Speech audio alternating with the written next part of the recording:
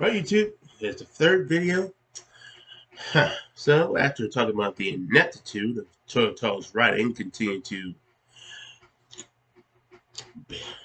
play Dragon Ball Super, and the MCU turning the She-Hulk from the comics, and from a likable character who was funny, charming, uh, was her own separate character compared to her cousin, yet understood his plight and had sympathy towards him, and took her and put her in the MCU and turned her into a hypocritical, narcissistic, self-righteous, condescending, uh, uh, just an all-around unlikable person. Oh, man, there's so many things I would like to describe her, but I can't. But that's enough about talking about those awful things. Time to talk about something that's actually going to make me feel joy. That's Dragon Ball Super Superhero.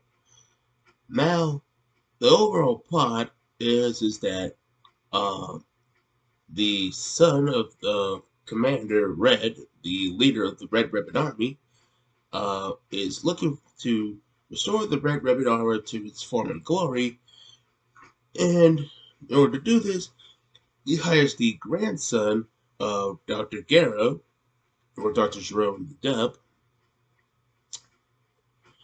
to commission him to make artificial humans or androids to help him in his conquest of world domination.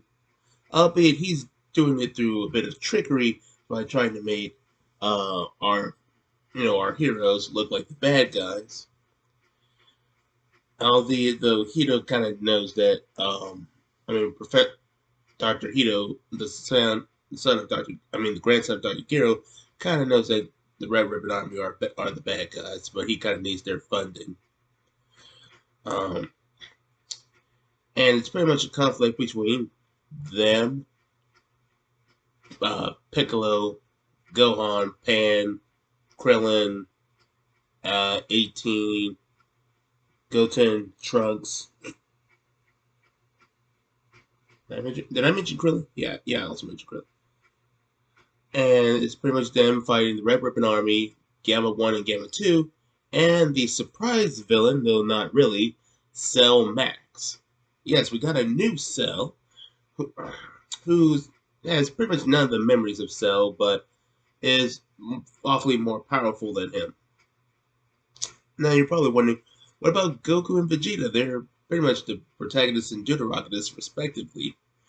Well, they are in the movie, but they're consigned to training Broly on how to control his powers, and they're doing it on Beerus' planet. And we also catch up with Lemos and Cgi, who Lemos is acting as Beerus' gourmet chef, and Cgi, aside from doing laundry, ends up being hit on by Beerus. Clearly, Beerus has a type. I can't exactly blame him, though. And other than that, it's just Goku and Vegeta sparring. Now, a lot of this movie is mostly focused on Piccolo, and that's on purpose because this was mostly going to be a Piccolo-focused movie when Akira Toriyama did the script.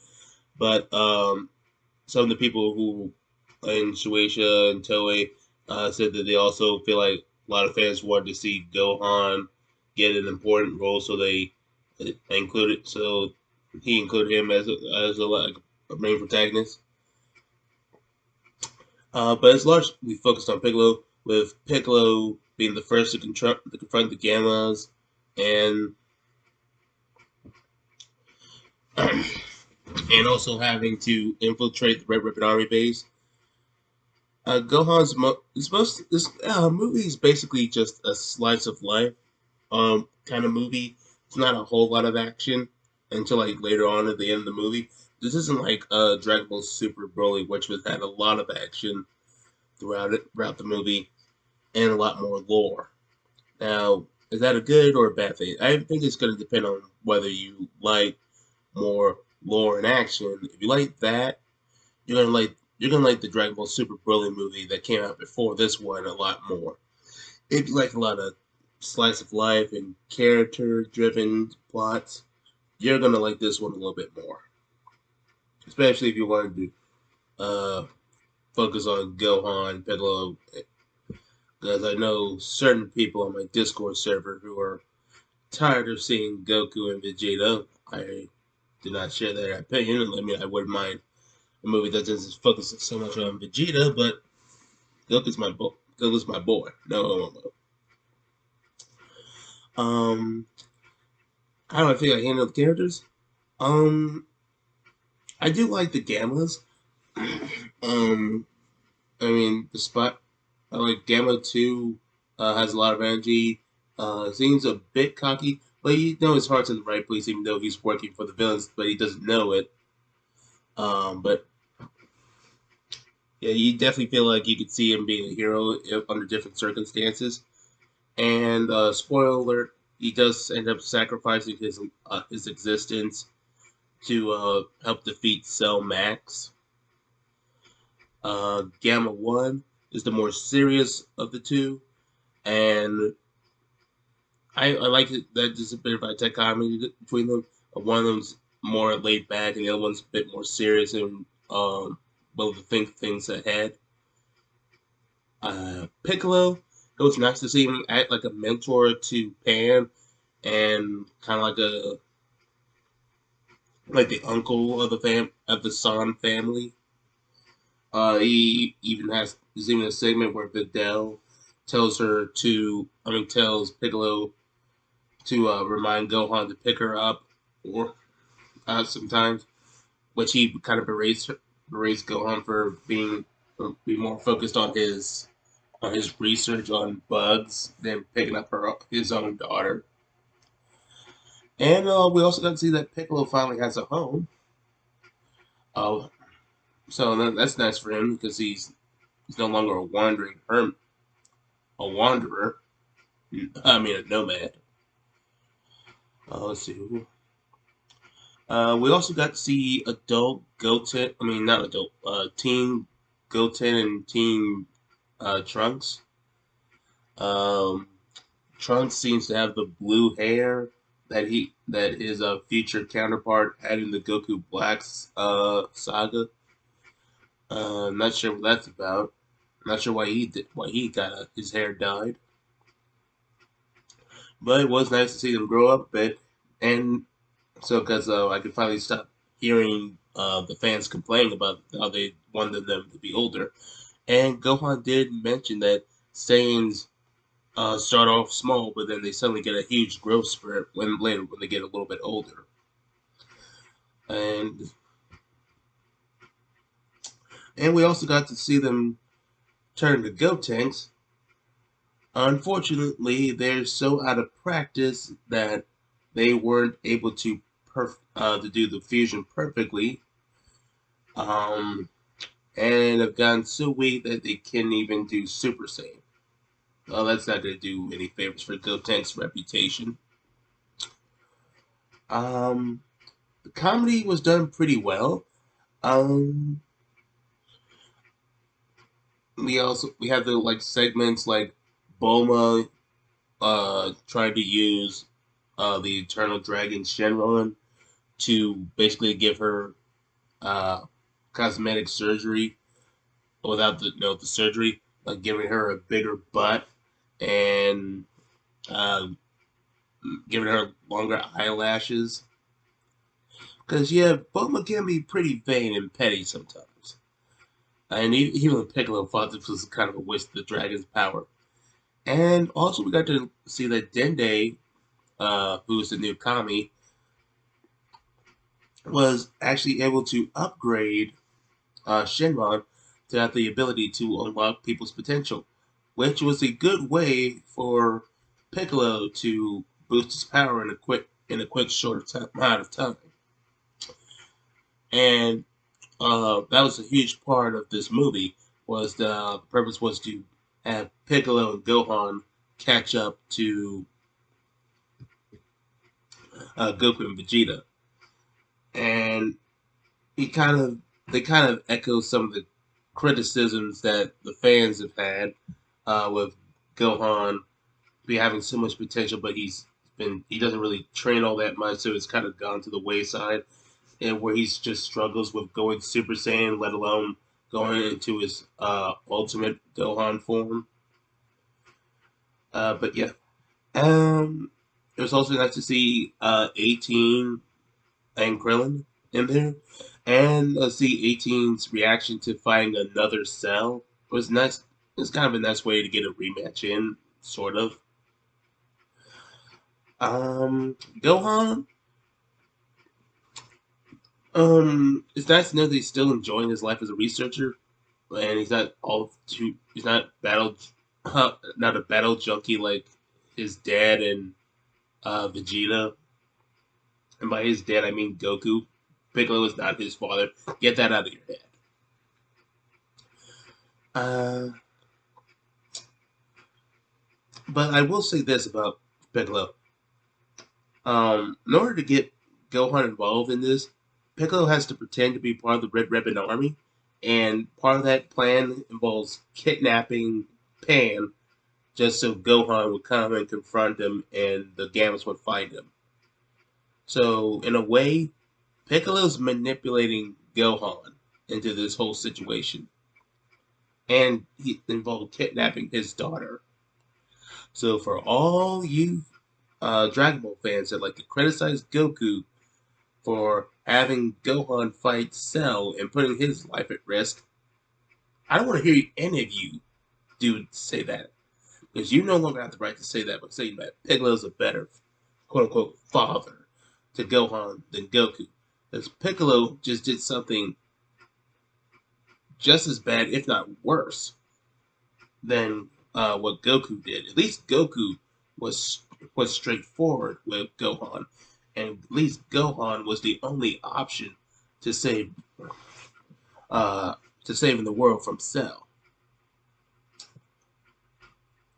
Uh, Piccolo, he basically lied and manipulated Gohan into the situation. Uh, about Goku and Vegeta, I'm kind of annoyed that they weren't involved in the plot, because it would have been nice to see them fight Cell Max. Because it would be nice to kind of get a pseudo rematch between the Cell and Goku and Vegeta. Neither of them defeated the original Cell in the Cell Saga, but apparently Kira Toriyama is just saving them for another villain in the future. And yes, I I am aware that they do have the sparring match, and that the end result of the post credit is that uh, Vegeta defeats Goku in a sparring match. Now, a lot of people who like to claim that I'm a Goku fanboy will think that I'm going to get upset or something, and honestly, no. No, I'm not going to get upset. Goku loses at a lot more than people think, so I don't really care that he lost a fight. I mean, I can get over that. And honestly, it's not that big a deal because it's just a sparring match and you weren't going all out. You weren't even allowed to transform or using the ki blast. You were just doing punches and kicks and flying. So it wasn't meant to be taken that seriously. Uh,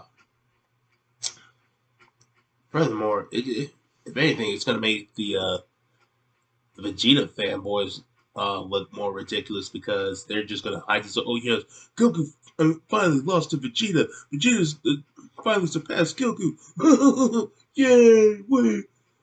Suck it, Goku fans. I mean, it's honestly just ridiculous. Get over it.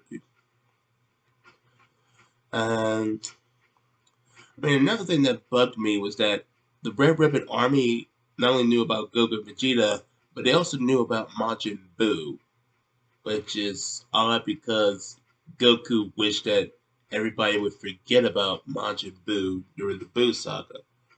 So how the Red Ribbon Army knows about Majin Buu is weird. Is there any other things I should talk about? I also just be talking about the animation. The CGI animation. I am at first I had my concerns. I wasn't sure how the CGI would translate well in a film because Dragon Ball hasn't had the best track record of blending 2D animation and CGI until like Dragon Ball Super Broly, and I was more hoping that we could continue with the art style that Dragon Ball Super Broly had instead of going 3D. But I decided to give it a chance out of respect for Toriyama, and it honestly handled pretty well. It did a lot better than I thought it would. Oh yeah, we also Gohan got a new form called Beast Gohan.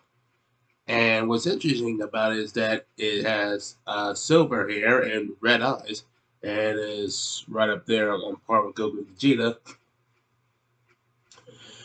And what's interesting is that this looks very similar to the original uh, color scheme that Super Saiyan was supposed to have. Instead of being, having blonde hair and blue/green eyes, it was supposed to have white/silver hair and red eyes. So it's nice to see that Toriyama got to incorporate this concept into the official canon. I'm also glad that we didn't see Goku using Master Ultra Instinct at will and Vegeta using Ultra Ego. So, because that would have been official confirmation that the Granola and Moral arc happened in the Dragon Ball Super anime. And I do not like those arcs, especially because they're written by Toyotaro, who I think is the most inept writer Dragon Ball has ever had. Um, so thank you for that small favor. I'm just hoping that hopefully we don't have to do those arcs, and we can just do something else in the meantime. But yeah, I think that's pretty much all of my thoughts on the Dragon Ball Superhero. All in all, I would say it was pretty good. I would give it an 8.4 out of 10. Very good, but I think there were some things that could have been handled better. But you guys tell me, what did you think of Dragon Ball Superhero? Um, did you like it? Did you hate it? What are you looking forward to in the next movie? I'll catch you mortals later.